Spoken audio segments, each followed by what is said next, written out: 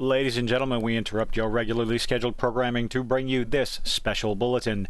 Insomniac Games proves yet again corporations do not care about diversity. In this article from Game Rant, it appears that outside of Spider-Man 2 breaking all kinds of sales records on the PlayStation as a PlayStation exclusive, well, they're censoring the release in Saudi Arabia. Now, what sort of censoring could this possibly be? Well, according to this report, Sony released a censored version of Marvel Spider-Man 2 so that the open-world action game can get an official release in Saudi Arabia.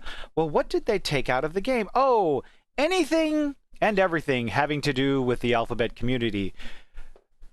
The pride flags, the little side quests, proving beyond a shadow of a doubt that these corporations do nothing more than pander, especially in June, to all these organizations.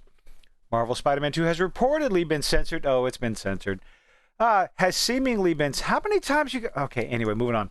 Seemingly been censored so that the open-world superhero game could be released in Saudi Arabia because they don't care about the rainbow flag. They don't care what color or flag represents you. They care about the green, and they will edit down their game because, well, first of all, they have no faith in their game. They have no backbone. Definitely have no backbone, and will do nothing more than bend the knee for the almighty green. They don't care about you. They don't care about me, honestly. They just want to make money. And if they have to tear their game apart, no matter what representation they pull out, in order to sell it overseas, well, screw you. They're gonna do it. Previously, it was confirmed that Spider-Man 2 featured LGBTQ+ elements that needed to be modified. Oh, they needed to be modified.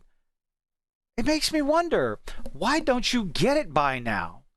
They, as in these major companies that put up the pride flags in June, that put up the, I don't know what everybody changes their icons in February, whatever recognition month it is, the major corporations on Twitter, on Facebook, on all the social medias, they change their icon to represent. We're on your side. We love representation. We want to represent you. We're here to support you. We are your ally. And except when it comes to making money overseas, in which case, deaf ears. Everything falls on deaf ears. Proven over and over again. And yet, over and over again, you cheer this on. People cheer all this surface level, shallow representation in video games, almost with companies shoehorning it in just to say, hey, look at us. Give us a big pat on the back. Almost breaking their shoulders to give themselves a pat on the back.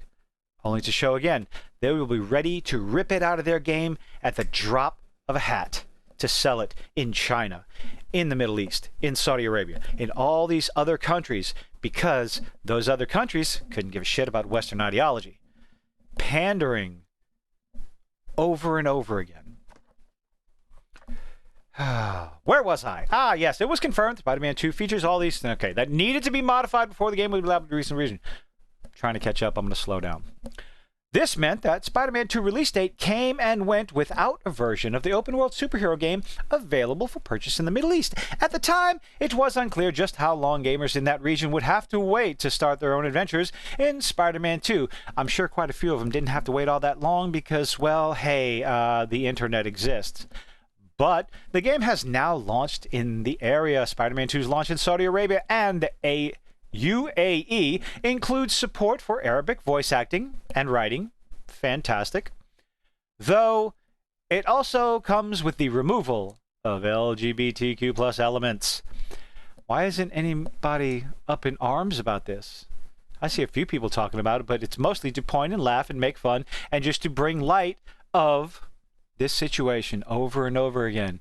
It's been reported online that the version of Spider-Man 2 available in Saudi Arabia and the UAE, got it right, has removed pride flags from open world New York City. If somebody did that in the West, like games that come out on the PC, Nexus mods, if you try to mod a game on PC that removes, I don't know, pronouns in Starfield or pride flags out of the first Spider-Man, you get banned on Nexus mods.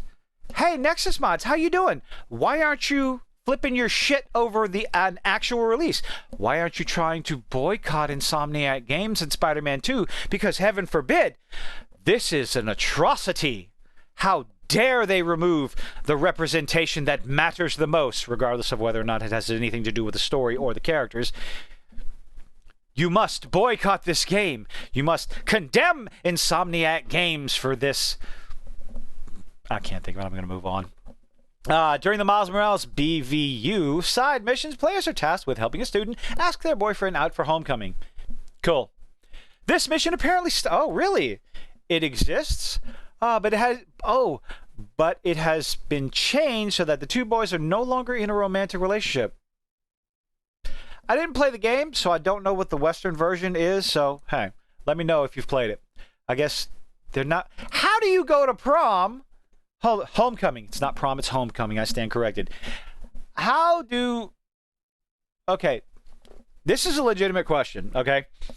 How do you go on a mission to help two individuals go to a dance and that's not a romantic relationship? They're just going as broskies or so? Okay. Sure, maybe.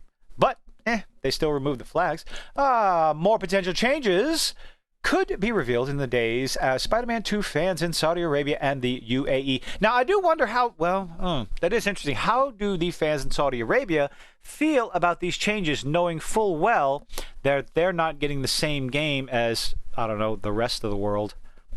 Or are they fine with it? Let's see. For instance, it has yet to be confirmed if Black Cat is still bisexual, that she's been bisexual for like 22 years. In that version of Spider-Man 2, in the version of the game released elsewhere in the world, Black Cat makes mention of a girlfriend, which would likely be against the rules laid out by Saudi Arabia's General Authority of Media Regulation. That's a big one.